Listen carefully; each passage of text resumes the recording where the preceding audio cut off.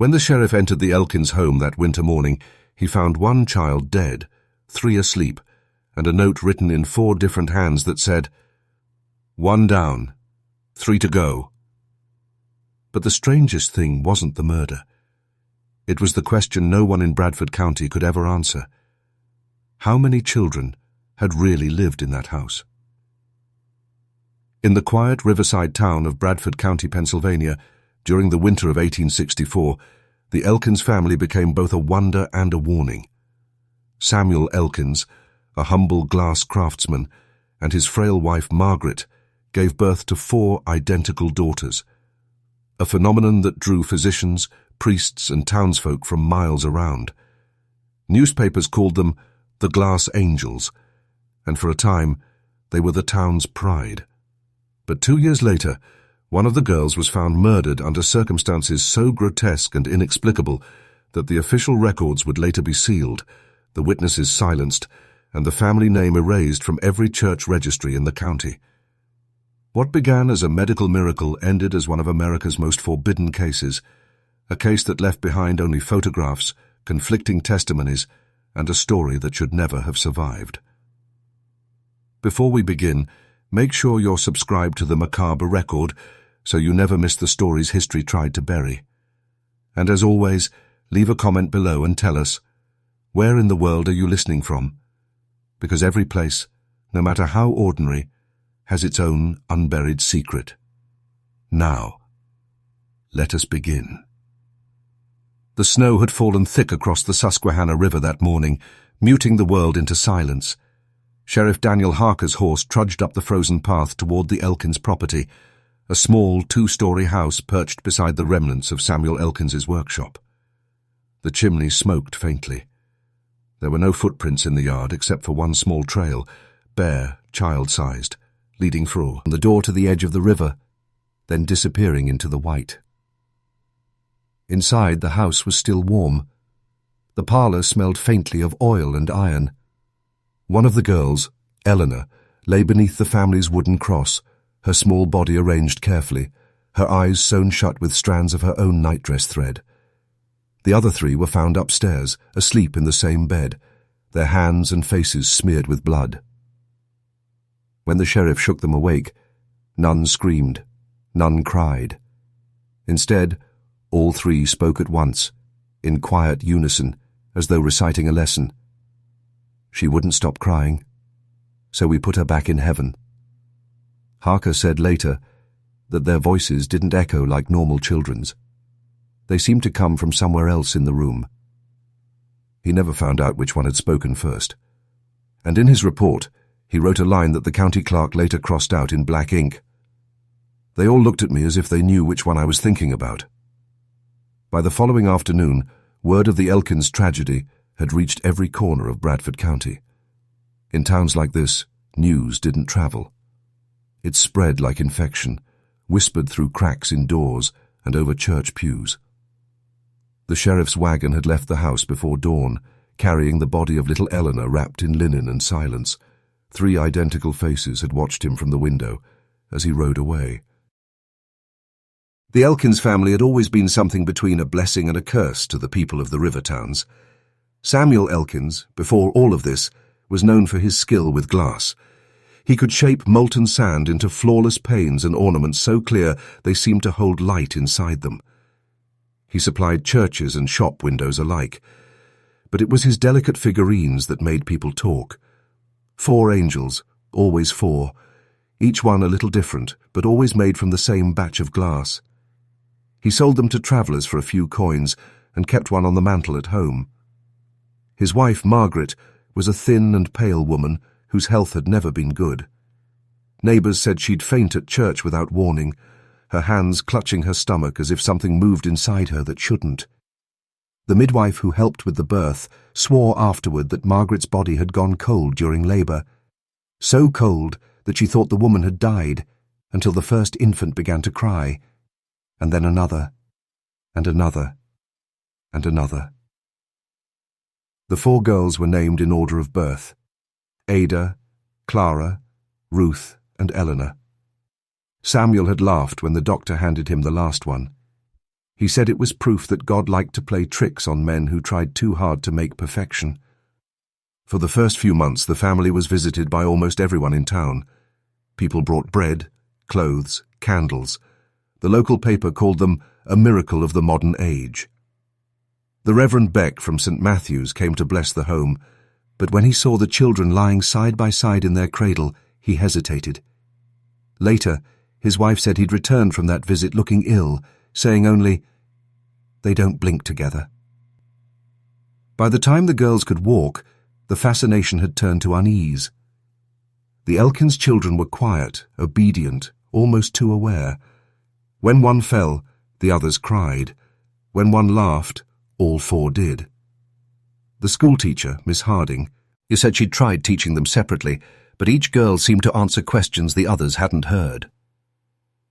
On Sunday mornings, the pews behind the Elkins family were always empty. Mothers told their children not to stare at the four little girls who mirrored one another perfectly, because as one woman whispered, "It's not natural when God copies his own work." By the spring of 1865, the Elkins girls had become a quiet phenomenon the town no longer celebrated. People still spoke their names, but only behind closed doors, as if uttering them aloud might make the children appear. They grew quickly, too quickly, some said. Their hair remained the same honey blonde, their eyes the same grey-blue, so identical that even their mother sometimes froze, unsure of whom she was calling to. Margaret began dressing each in a different colour ribbon, blue for Ada, green for Clara, yellow for Ruth, and red for Eleanor. But by the end of the week, all four would be wearing the same shade again. The ribbons switched without explanation. Samuel's glasswork had taken on a different quality since their birth. Once known for clarity and perfection, his pieces now emerged warped, the surfaces slightly rippled as though something inside the glass had breathed while cooling. He worked late into the night, muttering to himself about reflections that refused to break. Neighbours who passed by said they saw candlelight flicker from every window of his workshop, but only one shadow moving inside. Margaret spent her days caring for the girls who rarely cried, rarely fought, and never seemed to sleep apart. When one took ill with fever, all four flushed with the same heat. When one cut her knee on a rock, the others limped. The town doctor, Edmund Colby, was fascinated at first. He described their connection as a maternal miracle of the nerves. But after visiting them during one of their shared fevers, he stopped returning Samuel's calls. He told his apprentice later, "Their hearts don't beat in rhythm. They beat in a circle." At church, the Reverend Beck urged his congregation to pray for the Elkinses, but stopped short of naming them from the pulpit. The sisters sat still during service, their small hands folded together in perfect imitation. One Sunday, Margaret fainted again. As others rushed to help her, the girls remained seated, watching her collapse with expressions that didn't change. Not even when she was carried out did they blink. That night, Margaret began a diary. The first entry read, "They look at me like I am a visitor, like they're waiting for something to end." She tried to speak with Samuel about her unease, but he had grown impatient, dismissing her fears as exhaustion. Yet even he began to notice things he couldn't explain. Footprints appeared near the riverbank where no one had walked. The glass angels on the mantel were rearranged each morning, facing different directions. And sometimes, late at night, when he thought Margaret was asleep, Samuel swore he heard 4 voices humming in the darkness, but only 3 in the next breath. By late summer of 1865, the fascination surrounding the Elkins girls had cooled into an uneasy quiet. They were seldom seen outside except on Sundays, and even then, Margaret kept them close, hands clasped, eyes down. Some said she feared the world's judgment. Others whispered she was afraid the girls might wander off and not come back the same. Visitors who once brought toys now crossed the street when passing the Elkins home. The laughter that once echoed through the yard had gone still.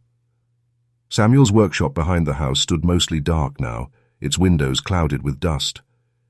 He told neighbours he was experimenting with new mixtures.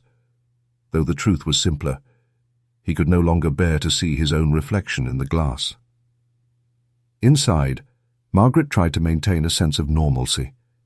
She read to the girls every morning from her old family Bible. They would sit in a perfect row, their expressions neutral, their eyes following the words as if memorizing each syllable.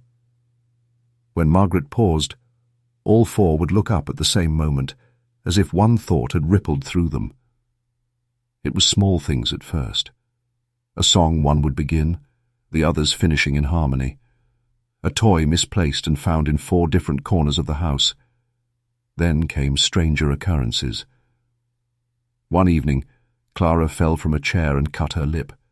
The others screamed at the same time, clutching their mouths, blood trickling from each in identical thin lines. Margaret fainted again, and when she came to, the bleeding had stopped. On all of them. Dr. Colby returned the next day at Samuel's insistence. He found the girls sitting together in their room, pale but calm. He asked which one was Clara, and none answered. When he tried to separate them, they began to cry, quietly, together, the sound rising and falling in rhythm. He left the house white-faced, refusing to speak to Samuel on the way out. That night, the wind carried a strange sound from the Elkins home, 4 voices humming, low and steady. The tune was unfamiliar, yet every ear in town swore they had heard it before, in dreams they couldn't recall. The next morning, Margaret found the glass angels shattered on the floor. Each figurine's head was missing, the fragments arranged in a neat circle at the base of the fireplace. Samuel gathered the pieces and buried them in the garden without a word. The family stopped attending church after that, and when Reverend Beck came to call, Samuel met him at the door, eyes red, hands trembling, and said only, "If you still believe God made them, then you explain which one he meant to keep." By the time autumn returned, the Elkins house had grown darker than the season itself. Curtains stayed drawn even during daylight, and neighbours said the smoke from Samuel's chimney had turned greyish-blue, like fog mixed with ash. No one could recall the last time they saw the girls play outdoors. Even the mail carrier began leaving their letters at the gate, too unsettled to approach the door. Inside, Margaret kept her daughters close. She no longer dressed them in coloured ribbons. She said it was useless. Each morning, when she tied the ribbons differently to tell them apart, they would be gone by nightfall, returned to her sewing basket in a perfect coil, untouched. In her diary she wrote, "I can't remember which name belongs to which face. When one calls out, I hear 4. She began to notice something else too. The girls had stopped speaking individually. If she asked a question, all would answer together. Sometimes the words came from only one mouth, but all their lips would tremble as if echoing the same breath. And at night, when Margaret awoke to check on them, she would find their small hands clasped together so tightly their knuckles had gone white. Once, when she tried to separate them, one of the girls began to bleed from the nose, and the others followed seconds later, identical trickles in the same rhythm.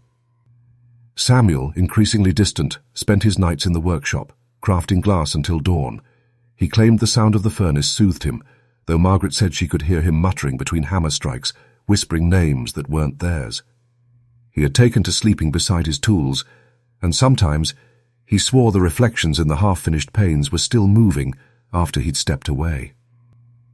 On the night of October 18th, Margaret heard laughter from the girls' room, a sound that was not childish at all. When she entered, they were sitting upright on the bed, hands folded neatly in their laps, staring at the window. She saw their reflections in the glass and counted 5 faces instead of 4. When she blinked, one was gone. The next day, Reverend Beck stopped by with a basket of bread and found Margaret in tears. She told him she no longer prayed, that prayer didn't reach her house anymore.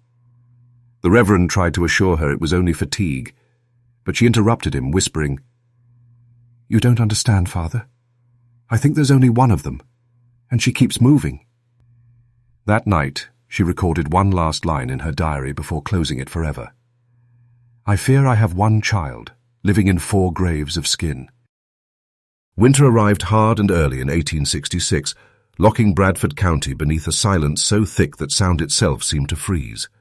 The Elkins house, once a symbol of wonder, now sat half buried in snow near the river's bend, its windows fogged over with frost.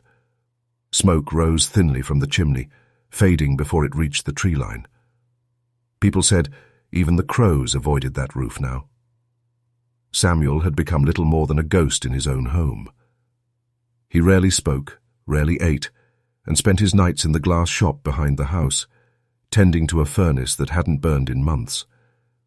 The inside of the workshop was a mausoleum of his failed creations, warped panes, twisted ornaments, and one peculiar figure, 4 small heads fused at the base, their faces smooth and unfinished, their eyes hollow. Margaret never went near it. The girls, now just past their 2nd year, had grown strange in ways that made the heart recoil. They no longer seemed to age evenly. One appeared taller, another paler, another thinner, yet every change appeared mirrored days later in the others, as if each body waited for permission to alter. Their voices, when they spoke, overlapped until no one could tell who had said what. Margaret had stopped calling them by name. It didn't matter anymore. Dr. Colby visited again that January. He entered reluctantly, his last trip having left him shaken, but the sheriff insisted on a welfare check. The doctor found the house too quiet, the air heavy with something he couldn't name. Margaret greeted him with red-rimmed eyes, her skin pale as porcelain. When he asked where the girls were, she simply pointed upstairs. He found them sitting on the floor in a ring, their dolls arranged before them in the same circle. When he stepped closer, he realized each doll had been marked with a thread at the throat, red, green, blue, and yellow. The same colors of the ribbons Margot. Rhett once used to tell them apart. Their hands were joined, their eyes wide and unblinking. When he asked what they were doing, one said softly, "We're waiting for the glass to crack." The doctor left that day without finishing his inspection. That evening he wrote in his notes, "These children share something unseen. They do not speak as 4 minds, but one will divide it among them. I cannot tell which is original." That same week, Samuel stopped sleeping entirely. He told a neighbor the house had begun to breathe at night, wood creaking as if lungs pressed from within. When the neighbor asked if he was frightened, Samuel replied flatly, "It isn't the house I'm afraid of. It's who might stop breathing first." The night of November the 3rd, 1866, came colder than any in memory. The sky hung low and grey, the river stiffened with ice that groaned like something alive beneath its surface. No one saw light from the Elkins windows that evening, only the faint orange flicker of the glass furnace burning again for the first time in weeks. Around midnight, a scream tore through the quiet, thin, high, and unmistakably human. It carried down the riverbank, waking Mrs. Prudence Keller in the neighboring cottage half a mile away. She said later she could tell it was the voice of a child, but what chilled her more was that the sound didn't stop all at once. It faded, as though swallowed by the wind itself. By morning, Sheriff Daniel Harker was pounding at the Elkins door. No one answered. He forced it open. The first thing he noticed was the smell: oil, iron, and something faintly sweet, like burnt sugar. The furnace in Samuel's workshop still glowed dimly through the back window. The house, however, was silent. He found Eleanor in the parlor, laid neatly beneath the family's wooden cross. Her nightdress was white but soaked through with blood, her hands folded upon her chest. Her eyelids had been sewn shut with fine threads pulled from her own garment. On the wall behind her, faint scratches formed a pattern that looked like a circle, or perhaps 4 overlapping circles drawn by a trembling hand. Margaret was found upstairs, half-conscious, clutching the other 3 girls to her chest on the bed. The children were slick with something dark, their eyes half open. When Harker demanded to know what had happened, the 3 girls spoke at once in calm, identical tones. "She wouldn't stop crying." So we put her back in heaven. The sheriff froze. The words so rehearsed they sounded learned. Margaret tried to speak, but could only whisper, "They don't know which one it was." Dr. Colby arrived within the hour. He examined Eleanor's body first. The wounds were strange, deep but clean, the threads tied with surgical precision. He noted there were no signs of struggle, no fingerprints, no bruising on the others. But when he turned to the living children, he saw something impossible. 3 faint lines across their chests, identical to the marks on the dead girl, as though the same knife had grazed them all. Colby asked Samuel what he had seen, but the glassmaker only stared at the floor. His hands were cut, small shards embedded in his palms. In the corner of the parlor lay a broken glass ornament, 4 angels fused at the base, shattered at the neck. The doctor looked at him, trembling. "Who did this?" Samuel didn't answer. He only whispered, "Not who. Which?" Sheriff Harker sealed the Elkins house that afternoon, posting a deputy at the gate to keep onlookers away. But by evening the entire town had gathered along the riverbank, whispering prayers and crossing themselves whenever the wind shifted toward them. It was the kind of horror that invited superstition, the kind that made people see meaning in every shadow. Dr. Colby set up a makeshift table in the parlor to conduct his examination. He worked in silence, the ticking of his pocket watch the only sound that filled the room. When he was done, he stepped outside and asked the sheriff to fetch clean water, though his hands were already spotless. Later, Harker would swear that the doctor was shaking, not from fear, but from confusion. That night, Colby began writing his official report. His notes were clinical at first. Eleanor Elkins, age approximately 2 years, 11 months, death by exsanguination, puncture wound pattern consistent with deliberate action, no defensive markings, subject placed post-mortem beneath crucifix. He paused, then added in smaller handwriting, "Cannot determine human perpetrator, no evidence of entry or exit, all doors locked from within." By morning, he had expanded the report to include something that made even Harker's blood run cold. The observation that the surviving children's heartbeats synchronized with one another. He placed his hand upon one girl's chest and timed the pulse, then moved to the next, and the next. The rhythm was exact, down to the second. "Impossible," he muttered, pacing the floor. "A body is a solitary engine. It does not borrow breath from another." Harker, exhausted and hollow-eyed, leaned against the wall. "Then how do you explain the wounds?" Colby glanced toward the parlor where the girls sat silently on the floor, their hands folded, their heads tilted slightly to the left, as though listening for something. "I can't," he said finally. "Maybe they don't need explanation. Maybe they're only reflections." He returned the next morning to examine them again. One of the sisters, Ruth, he thought, had a faint bruise forming beneath her eye, though no one had touched her. When he pointed it out, the other 2 pressed their hands to the same spot instinctively, wincing.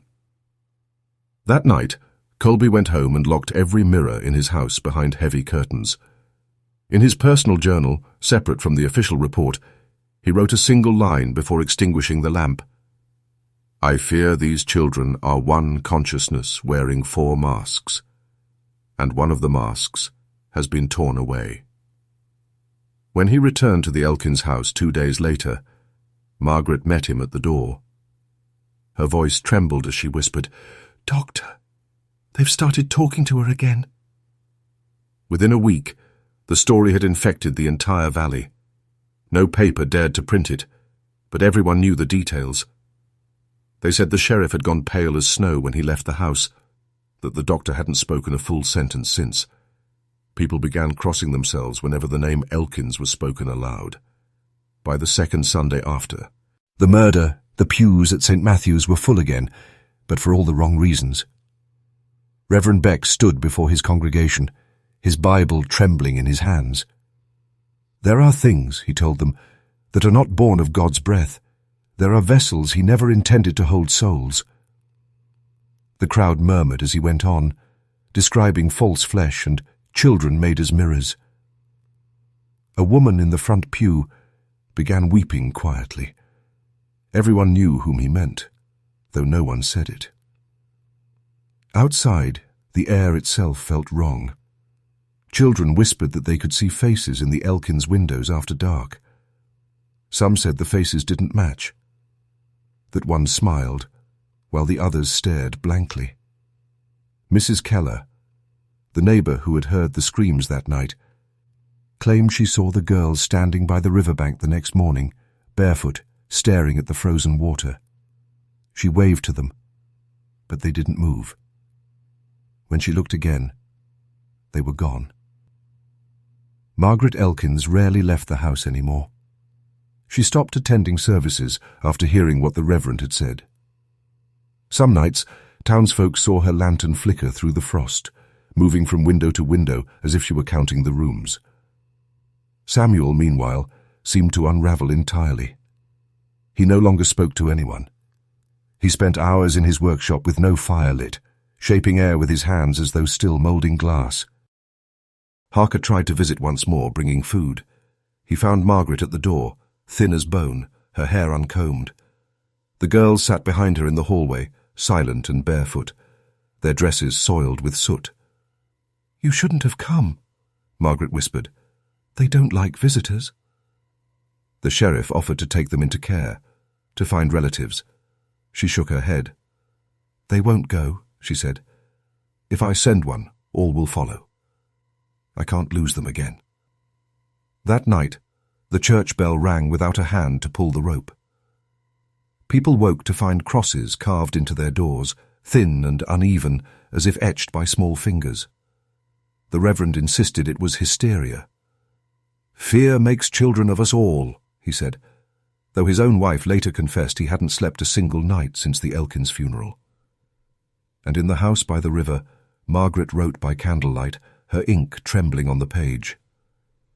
"The three who remain speak of her often. But when they do, I hear a fourth voice answering." Dr. Edmund Colby had not intended to return to the Elkins home again. He told himself the case was closed, the findings inconclusive, the matter best left to faith. But a week after the Reverend's sermon, he began to dream, each time waking to the sound of children laughing somewhere in the dark corners of his house. The laughter would fade the moment he lit his lamp, yet the echo remained, faint but real. He decided it was better to face them than to keep hearing them in his sleep. When he arrived, the snow was knee-deep along the riverbank. The Elkins home looked smaller somehow, half swallowed by ice. Margaret opened the door before he could knock. Her eyes were bloodshot, her voice a whisper. "They've stopped calling each other by name," she said. "They just say we." Colby followed her upstairs. The three girls were sitting cross-legged on the floor, surrounding a small mirror that had been cracked into our pieces. They stared down at it as if it were alive. When the doctor entered, all three lifted their heads at the same time and smiled the same smile. "We've been waiting," one said. Colby examined them carefully, his notes growing stranger with each line. The children display a single pulse rate divided among bodies. Language appears shared, as though one mind passes through each throat in turn. When he asked which of them was speaking, all three pointed to the same empty corner of the room. That evening, back in his office, he began drafting a series of letters addressed to colleagues in Philadelphia. Each one was stranger than the last. In one, he claimed to have found evidence of psychical echo, a phenomenon in which emotion and injury could be transmitted between genetically identical individuals. In another, he theorized that the Elkins Quadruplets might represent a single soul, divided, not multiplied, like light fractured through glass. But his handwriting grew erratic near the end. The final entry read, "Their unity is perfect, but it is not human. If one dies, the others must follow. They do not fear death, they remember it." That night he tore the pages from his notebook and burned them in his fireplace. As the paper blackened, a small shape formed in the ashes, a handprint no bigger than a child's, pressed perfectly into the soot. Colby swept it away with shaking hands. The next morning, he packed his bags and told his assistant he would be travelling to the capital to deliver his findings in person. He never arrived. 2 days later, a fisherman found his coat floating near the edge of the river, his pocket watch still ticking inside. In his breast pocket, they discovered one damp scrap of paper. On it, written in hurried ink, were 5 words: not 4, never 4, 1, divided. After Dr. Colby's disappearance, the Elkins family slipped beyond ordinary concern.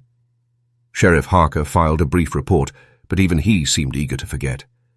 The townspeople spoke of the case only in half sentences, as though words might summon something.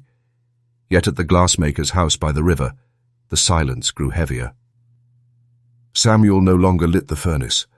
The workshop stood cold, its floor scattered with shattered panes. Each piece reflected a different image, sometimes of the room, sometimes of nothing at all. He spent his nights crouched among the fragments, whispering apologies to faces only he could see. Margaret found him there one morning, bleeding from both palms, his eyes fixed on the shards. "They're hiding in the glass," he told her. "If I break it all, maybe I'll know which one is real." She begged him to rest, but rest had become impossible. The 3 surviving girls moved through the house like a single body split by shadows. If one turned her head, the others followed. If one tripped, the others reached out before she fell. There was never a moment when they seemed truly separate. Margaret began to lose track of time. She would wake in the night and see them standing at the foot of her bed, hands clasped, eyes open. When she spoke their names, they did not answer. Once, in desperation, she took them outside. The sun was bright, the river frozen solid. She thought perhaps light would remind them they were alive. But the moment sunlight hit their faces, they all began to scream, 3 high, piercing notes that froze her blood. She dragged them back inside, slammed the shutters, and fell to her knees, weeping. That evening, Samuel smashed every remaining window in his workshop. Neighbors heard the sound echo across the valley. When they came to see what had happened, they found the glassmaker sitting in the snow, his clothes soaked, muttering, "She's gone again. She keeps leaving pieces behind." He refused to speak of Eleanor by name. Margaret tried to comfort him, but he pushed her away, saying, "Don't touch me. I'll feel it 4 times. She started hearing things too. A faint tapping at the walls, the whisper of small feet upstairs when the girls were beside her. Sometimes, when she held one of them close, she'd feel another heartbeat against her own chest, steady and calm, but coming from nowhere she could find. In her last diary entry for that month, she wrote, "Samuel's eyes are empty glass. The girls no longer sleep. The house hums when the wind dies. I can't tell if I am dreaming or if they are." And then, beneath the final line, written so faintly it was almost invisible, "There's a 4th voice in the nursery again." By February of 1867, the Elkins name was no longer spoken aloud in Bradford County. The house by the river had become a landmark of dread, a shape glimpsed from a distance but never approached. The frost had turned the windows opaque, and from the road the property looked abandoned. Yet at night, neighbors could swear they saw a lantern moving slowly through the rooms, up the stairs, across the hall, down again, never flickering, never stopping. Children were told that if they wandered too close to the Elkins property, they'd hear whispering beneath the snow. A few boys dared each other to test it one night. They crept toward the fence, their breath freezing in the air. One claimed he heard humming from inside the house, soft and rhythmic, like a lullaby sung through glass.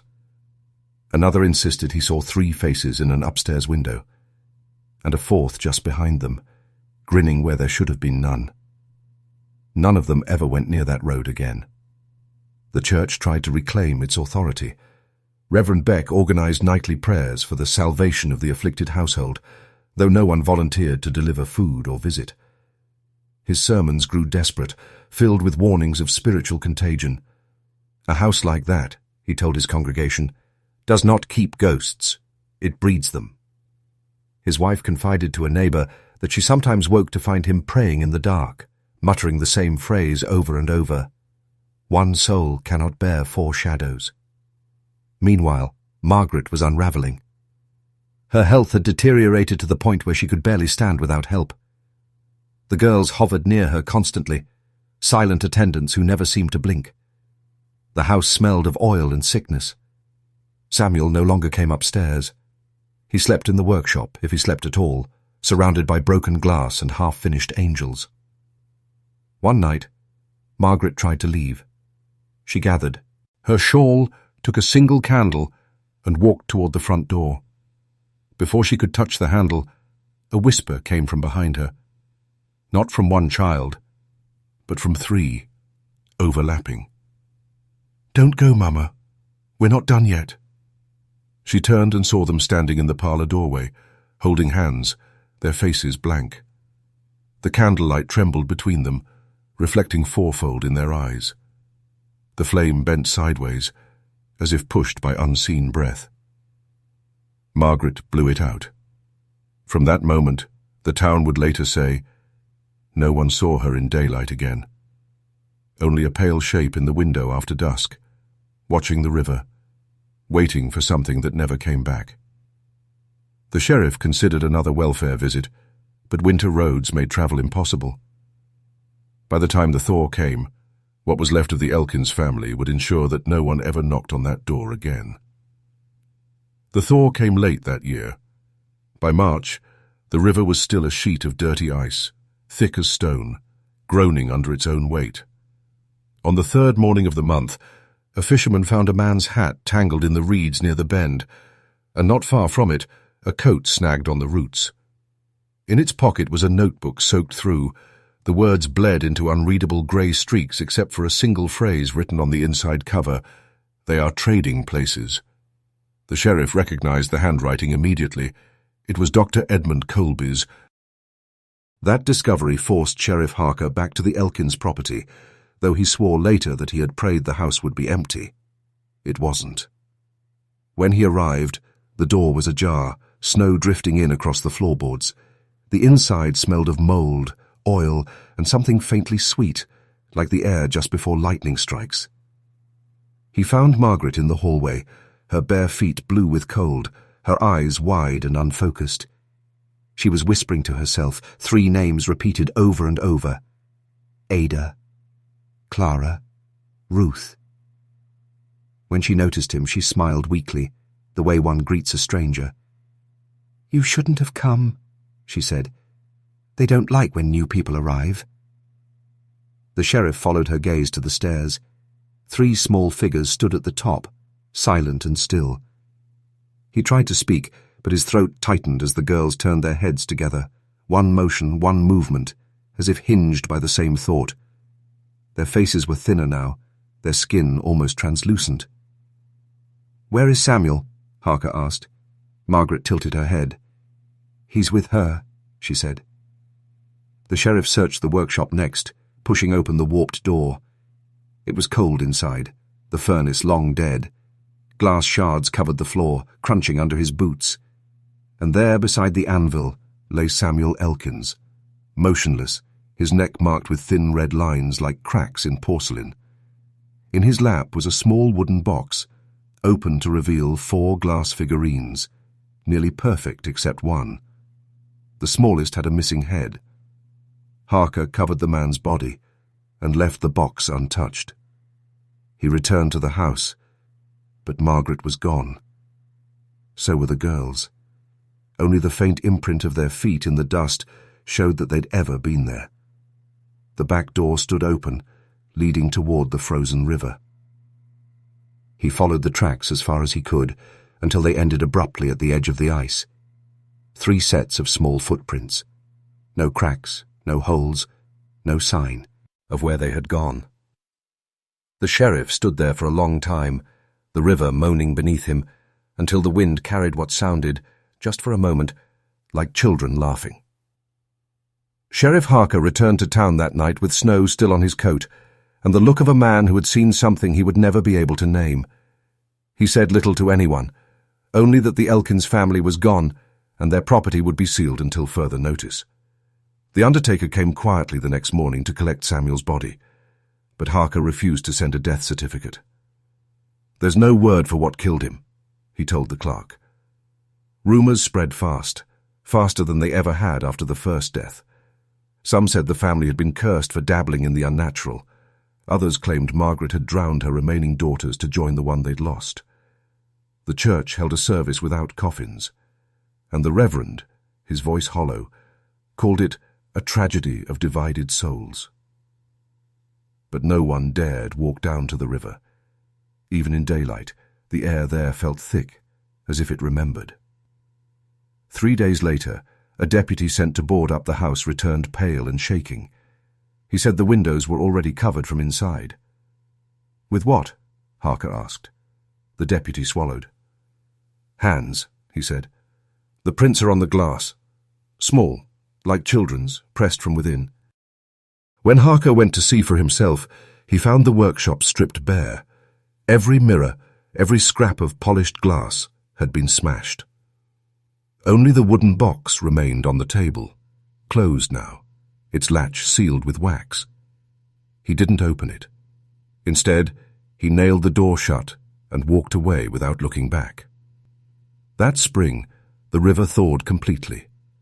The current carried silt, branches, and, one morning in April, a single child's shoe lodged against the pier near the bridge.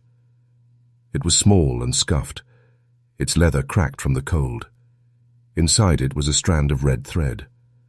The townsfolk took it as a sign that the Elkins children had crossed over, that they had drowned and were finally at rest. But when the shoe was left overnight on the church steps, it was gone by morning. By summer, the story had become a warning for children who misbehaved. Parents whispered, "Stay close to home, or the Elkins girls will come looking for you." No one bought the Elkins property. The land was left to rot. The grass grew high, the house sagged, and the road that led to it disappeared beneath weeds. Only once more did anyone claim to see movement there. A traveller passing through on a foggy evening swore he saw a woman standing by the window holding a lantern. Behind her, 3 small faces glowed faintly in the glass, watching the river. But the traveller never found the house again. When he returned with others the next morning, there was nothing there, just a clearing where the snow refused to melt. By the following winter, the Elkins property had already begun to fade from the living memory of Bradford County. The house still stood, crooked and frostbitten, but no one went near it. The sheriff had moved away to another county. The reverend took sick and retired to his brother's farm. Only a few of the older residents remembered the night the river sang like glass breaking, and fewer still would speak of it.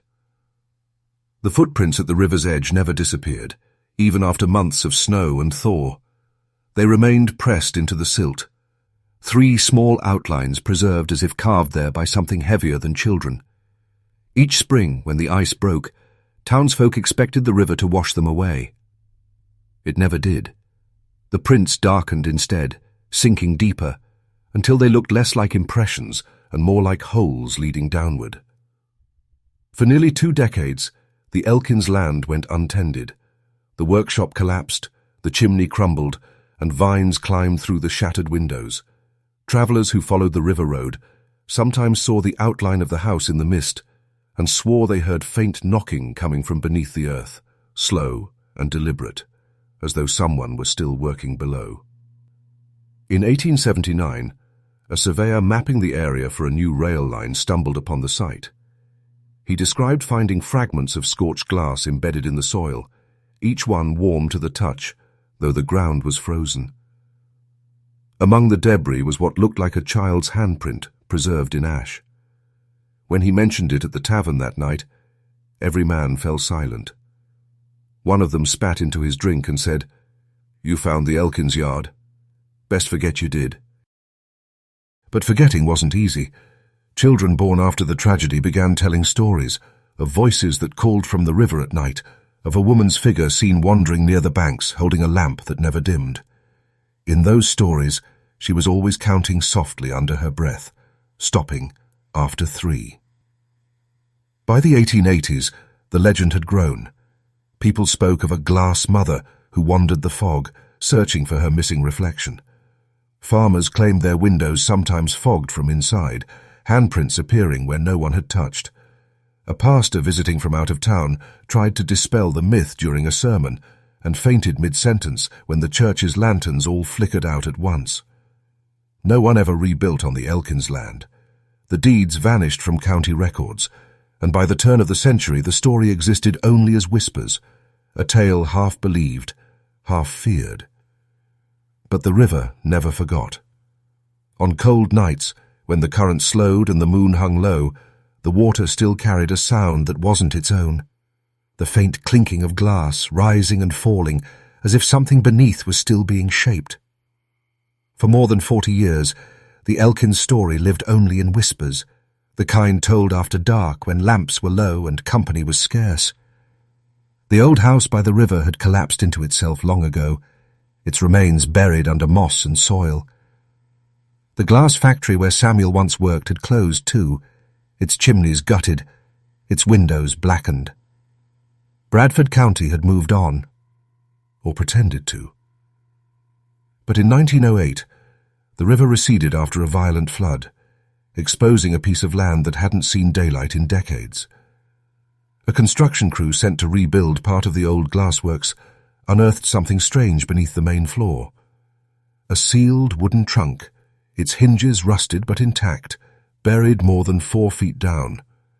The foreman pried it open expecting tools or ledgers. Instead, the trunk held a stack of old tintype photographs neatly tied with faded blue ribbon. Each photograph was labelled in the same delicate hand.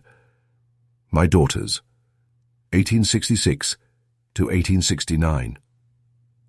The men laughed at first, passing the images between them, until someone noticed something wrong. In the first photo, there were 4 children, identical and smiling faintly, seated before a fireplace. In the next, 3, then 4 again, and in one, 5. The faces were all the same.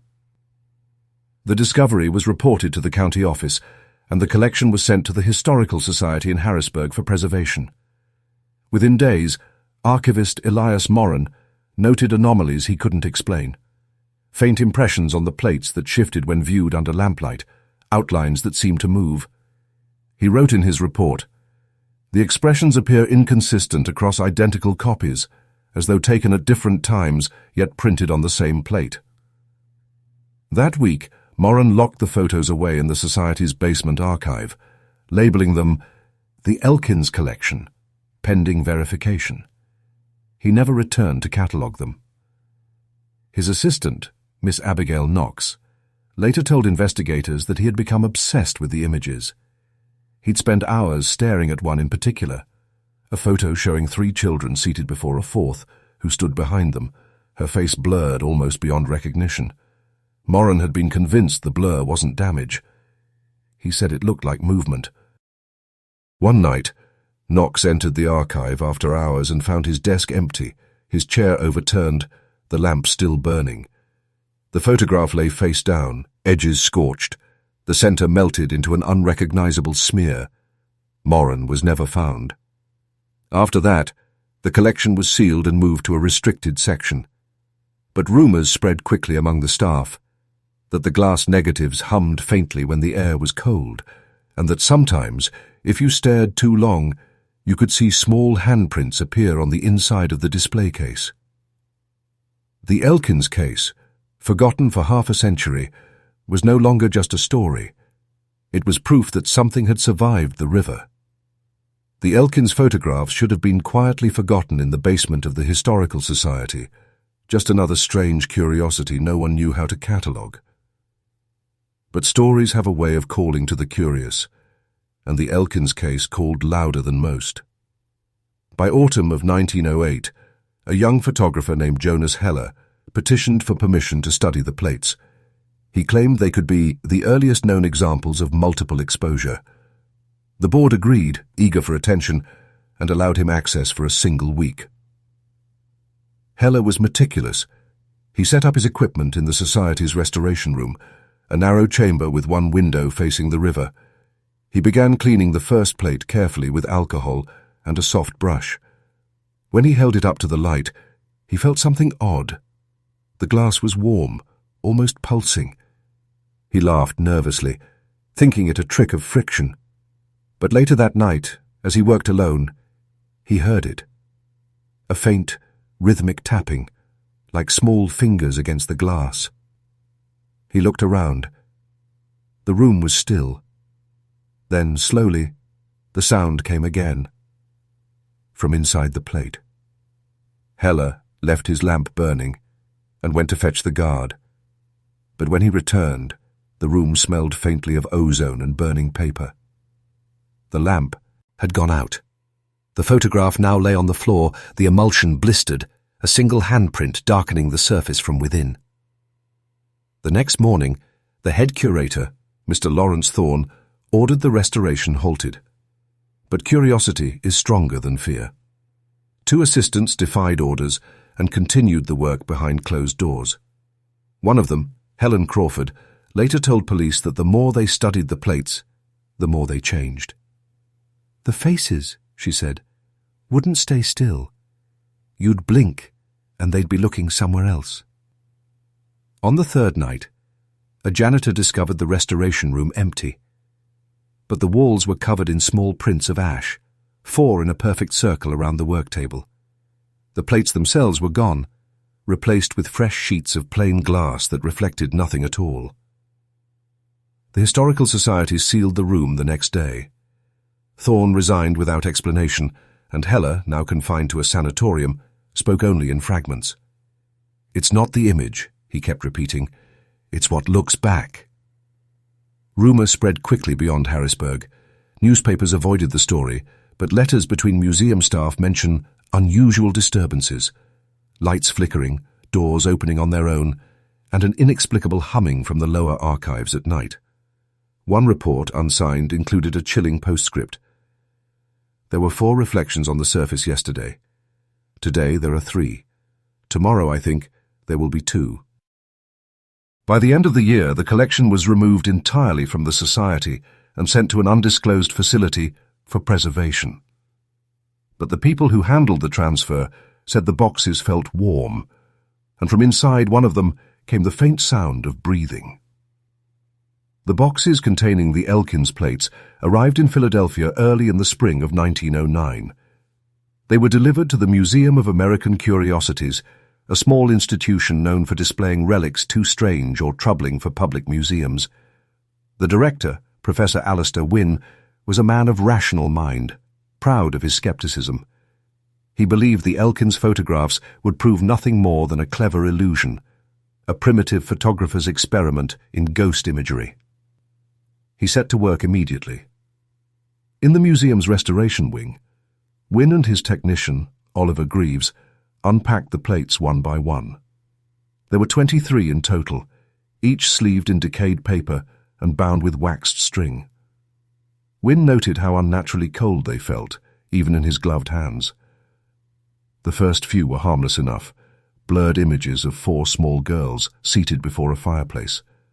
But as the inspection continued, the tone shifted. In later plates, the faces changed. One child seemed older than the others. Another appeared transparent, her outline faint. And in the final plate, there was something like movement, an extra limb perhaps, or a figure crouched behind them in shadow.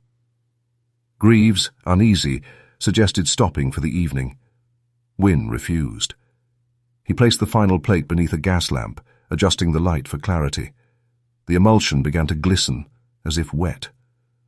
"Chemical residue," he muttered, leaning closer. But then the surface rippled, once, twice, like disturbed water. The lamp flickered, and for a moment both men swore they saw something pressing outward from beneath the glass. The plate cracked, with a sound like a breath being doctor. Wynne dropped it instinctively, and it shattered across the floor. The lamp went out, plunging the room into darkness. Greaves struck a match. Its flame revealed a pattern in the spilled shards.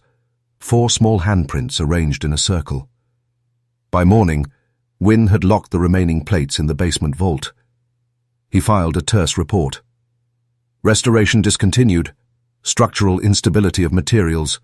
No further study advised. But he couldn't let it rest. Over the next several nights, he returned alone, convinced he could uncover the trick of exposure. The museum guards began hearing noises from the basement, soft humming, sometimes laughter. On the 5th night, they found Wynne's lantern still burning, his chair overturned, and the vault door wide open. The plates were gone. In their place lay a single pane of new glass, its surface fogged by condensation. When a guard wiped it clean, the shape beneath became visible. A child's face, eyes closed as if sleeping. The pane was sealed in a crate and shipped to the State Archive, where it disappeared in transit. No record of its arrival exists. Weeks later, Greaves resigned from the museum and left the city. Before he departed, he handed a letter to the night watchman. It contained only one line. "I heard them breathe again last night, and there were still 4. The disappearance of Professor Wynne unsettled the Museum of American Curiosities far more than any ghost story ever could. His name was erased from the registry within weeks, his remaining belongings packed away in sealed crates. But the whispers among the staff never stopped. They said the light in the basement sometimes flickered without cause, and that the air down there smelled faintly of burned sugar and oil, just as it had in the Elkins home decades before. Letters began to circulate quietly between the museum and the State Archive in Harrisburg. The officials demanded confirmation that the remaining plates and the mysterious glass pane had arrived safely. The archive's director, Mr. Leary, responded that no such shipment had ever been logged. He enclosed a note that seemed half plea, half warning. "Do not send further materials regarding the Elkins case. The matter is considered concluded." But Leary lied. His assistant, Thomas Vail, later confided to a colleague that the crates had arrived, but were never opened. He described hearing faint tapping from within them, slow and rhythmic, like someone testing for weakness. He wanted to destroy them, but Leary forbade it. The boxes were hidden deep in the vaults, behind a false wall built specifically for the purpose. That same winter, Vail began receiving letters without return addresses. Thin envelopes, the handwriting delicate and slanted. Each letter contained only one sentence: "We are still here." He burned the first 2. The third he kept, sealed in his desk. When archivists later inventoried his office after his sudden resignation, they found the letter had fused to the wood, as if heat had passed through it. The words remained visible, darkened and slightly warped, like letters written beneath glass. At the museum, the few employees who had handled the crates reported strange disturbances, cabinets shifting on their own, reflective surfaces fogging for no reason, and the faint echo of children's laughter whenever a door closed. One janitor quit after finding 4 wet footprints leading across the marble floor toward the basement, each smaller than the last, ending abruptly at a wall. By 1910, every known record of the Elkins materials had been locked, redacted, or destroyed. A final memorandum from the museum's board read simply, "All references to case number 7, Elkins Quadruplets, to be removed from archives. Public inquiry forbidden. No surviving materials confirmed." And yet, even after the purge, the rumors spread. A clerk at the museum swore he once saw a reflection in the display case where the photographs had been stored. 4 small figures, hands pressed against the glass, faces blurred in motion. When he blinked, the case was empty. But his own reflection stayed a moment longer than it should have, smiling faintly, like a child caught in a lie. In the summer of 1911, nearly half a century after the tragedy on the Susquehanna, the Elkins name appeared again. Not in rumor this time, but in government ink. It was a census clerk named Margaret Linton who first noticed it, buried among a stack of records from Philadelphia County. The entry was brief. Name: Clara M. Elkins, age 47, residence St. Haviland's Sanitarium, West Philadelphia, occupation none, siblings all. At first Linton thought it was a clerical mistake. The birth year matched the quadruplets, but that would make the woman nearly 50. The census officer who'd filed the entry had added a personal note in pencil beside it. Looks no older than 20, skin unlined, eyes grey-blue, insists she was born 4 times.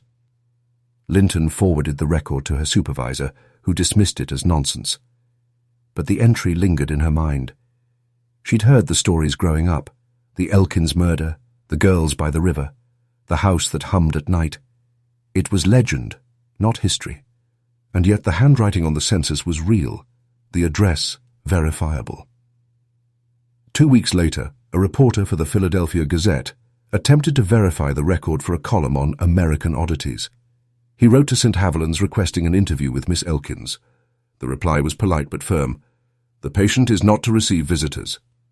Still, the reporter persisted, and after several letters, the superintendent relented, on the condition that no photographs be taken. The resulting report was never printed, but the reporter's personal notes were found among his belongings years later. In neat, cramped script, they described a woman with pale skin, hair the colour of candle smoke, and a faint tremor in her hands. She was calm, courteous, almost gentle, until he asked about her family. Then, without changing her tone, she said, "They're not gone. We just changed faces." When he pressed further, she smiled faintly and added, "We took turns being alive. It was the only way to stay whole." The reporter ended the interview shortly after that. On his way out, one of the nurses stopped him. "She doesn't sleep," the woman whispered. "She just lies there with her eyes closed, whispering names we can't understand." He never published the story. 2 months later, he vanished while travelling to Harrisburg. His notebook was found in a hotel room, the last page soaked through as if by condensation. Only a few words were still legible. "She knew my name before I said it." At St. Haviland's, the patient known as Clara Elkins continued to live quietly. The staff found her drawing in the evenings, 4 identical houses, each with a single window lit. When asked which one was hers, she always answered the same way: all of them. The staff at St. Haviland's soon learned to tread softly around Clara Elkins. She was not violent, nor delusional in the ordinary sense, only too calm, as if emotion had been trained out of her. The nurses said she moved with the slow precision of someone remembering each gesture before performing it. The superintendent ordered that she be placed in a private room on the 2nd floor, away from the other patients, to encourage restful silence. The nurse assigned to her, Lydia Hartwell, began keeping a diary. Her first entries were mundane: meal times, blood pressure, temperature. Then the tone shifted. "She speaks to unseen companions," Lydia wrote. Pauses before answering as though waiting for a second voice. Sometimes her lips move while no sound comes out, and the air around her seems colder. On the night of July the 12th, Lydia entered Clara's room to find her sitting at the small desk, a mirror propped against the wall. 4 teacups had been arranged neatly beside it, each filled halfway with water. Clara was staring at the reflection, murmuring. When Lydia asked what she was doing, Clara replied, "We're practicing being separate." After that evening, Lydia began to notice changes. The mirror fogged over constantly, though the room was dry. Every morning, the teacups were empty, and condensation pooled beneath them as if something had breathed into the water. Other nurses complained of hearing children's laughter from the corridor outside Clara's door. One swore she saw small handprints appear briefly on the glass panel of the door before fading. Lydia alone stayed unconvinced. She believed the stories were hysteria born from exhaustion. Still, she could not ignore what happened on the night of August the 3rd. She had been reading by the bedside when Clara's breathing changed, slow at first, then ragged, like several people gasping at once. Her eyelids fluttered, her hands clenched, and then came a sound Lydia described later as A whisper multiplied. The words were indistinct but rhythmic, and when she leaned closer, she realized Clara was repeating 3 names in a perfect loop. Ada, Ruth, Eleanor, Ada, Ruth, Eleanor. Lydia tried to wake her, but Clara's eyes were open now, unfocused, grey-blue, reflecting 4 small points of light that weren't in the room. She spoke clearly once. "She's still waiting by the river." Then the lights in the ward flickered and went out. When power was restored, Clara was sitting upright, calm again. She apologized for making a scene. Lydia checked her pulse. Strong, steady, and, when measured across both wrists, identical beats, as though 2 hearts pulsed in harmony. That night, Lydia's diary ended with a single shaky line. "When she sleeps, I hear 4 sets of footsteps leaving her room." By autumn of 1911, the doctors at St. Haviland's began treating Clara Elkins less as a patient and more as a curiosity. The superintendent authorized a series of psychological observations, hoping to document what he called the residual phenomena of shared identity. Clara did not resist. When asked if she understood the purpose of the study, she smiled and said, "You want to see which one I am?" They moved her to a special room on the top floor, an unused ward lined with mirrors for observation. The walls, the ceiling, even the floor tiles were polished to reflect. It was meant to let physicians watch her from every angle, to record her behavior under constant light. But within days, strange reports began circulating among the staff. Nurses swore that Clara's reflections sometimes lingered after she moved, a faint outline that stayed a second too long. Others said there were moments when the mirrors did not reflect the room at all, but a dim version of it. 4 copies of Clara standing in a line, hands clasped. Lydia Hartwell continued her diary in secret. Her entries grew frantic. The reflections do not follow her anymore. They anticipate her movements. The others are not imitating, they're remembering. On October 10th, a visiting physician from the University of Pennsylvania attended one of the sessions. He noted that Clara's pupils dilated simultaneously with the mirrored images, though light was directed only at her. During questioning, she grew agitated for the first time. "They're crowding," she whispered. "There isn't enough room for all of us." The physician asked, "Who is with you, Miss Elkins?" Clara turned toward the nearest mirror. "They never left," she said softly. "They've just been waiting for the glass to crack." That night, the attendants heard humming coming from the mirrored ward, 4 voices blending into one fragile harmony. When they entered, the humming stopped, but the room reeked of ozone and candle smoke. Clara was asleep in the bed, but her reflection was still standing, eyes open. By dawn, every mirror in the ward had fogged completely from the inside. When the attendants tried to wipe them, they found condensation pooled in 4 distinct shapes, handprints, small and perfectly spaced. Clara did not wake for 3 days after that incident. When she finally opened her eyes, her pulse was faint but steady. She asked for a pencil and wrote a single sentence on the back of Lydia's notebook. "It's quieter now. One voice remains." Her strength declined over the following weeks. The doctors discussed moving her to a private asylum upstate, fearing her presence disturbed the seat. Lydia begged them to reconsider, insisting that Clara was harmless, but the superintendent had already sent the order. On the evening before her transfer, the power in St. Haviland's failed during a thunderstorm. The mirrored ward went dark. When light returned, the bed was empty. The staff searched the mirrored ward until dawn. Every drawer, every vent, every corner of the ceiling was examined, but Clara Elkins had simply ceased to exist within the room. The attendants swore the door had remained locked all night from the outside, and the single high window was sealed with iron bars. Only the mirrors offered a hint of what might have happened. When the morning light poured in, the fog on their surfaces began to clear, revealing a scene that made the youngest nurse faint where she stood. In every pane, faint outlines remained. 4 figures, blurred and distant, walking away down a long corridor that did not belong to St. Haviland's. Their hands were linked, and at the end of that corridor stood a 5th figure, small and waiting. Then the glass went blank. The superintendent filed a formal report listing Clara Elkins as escaped, presumed deceased. The record was terse, clinical, almost impatient to end. But 3 days later, a clerk processing death certificates noticed an odd entry delivered from Philadelphia General Hospital. Name, Clara M. Elkins. Date of death, January 19, 1912. Cause, cardiac arrest. Patient found at rest. Age, 47. Next of kin, all.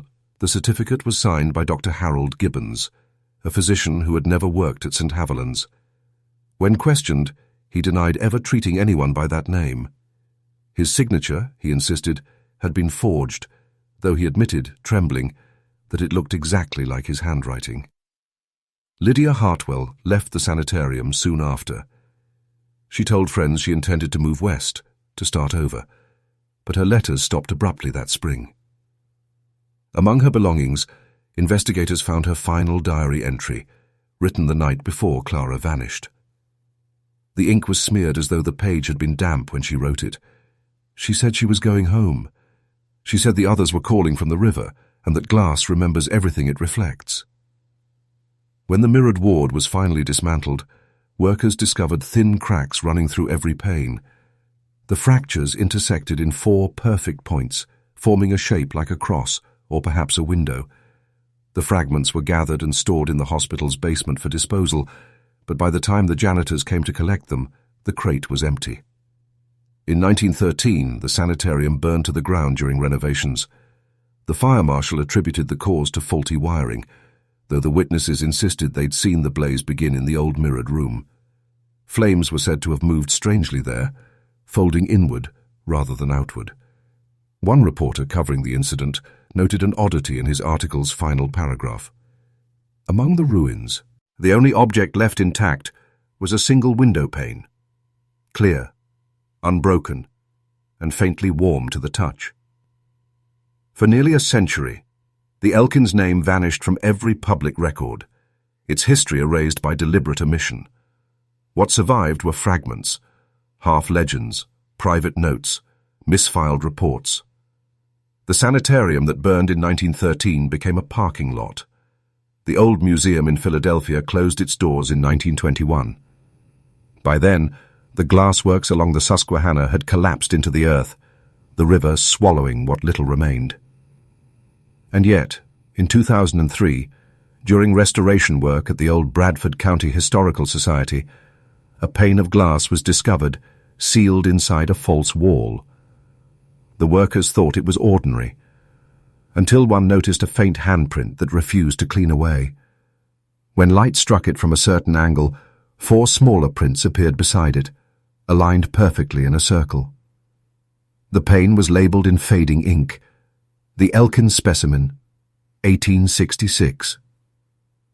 It was sent to the University of Pennsylvania for analysis, where researchers found the glass contained trace minerals not consistent with any known 19th century manufacturing process.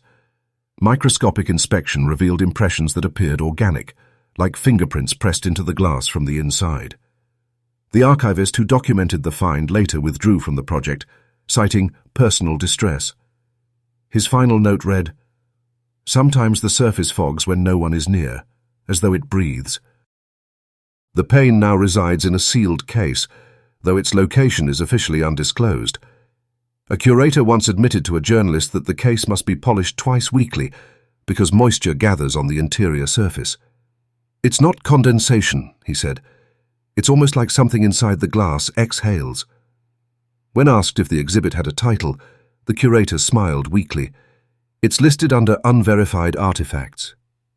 But between us, the staff just call it the Fourth Sister." There are no known descendants of Samuel and Margaret Elkins. No graves, no census traces, no family records. But on certain nights when the museum corridors are empty and the lights are dimmed, the security cameras catch something in that sealed display. A faint movement behind the glass, like four shapes standing together.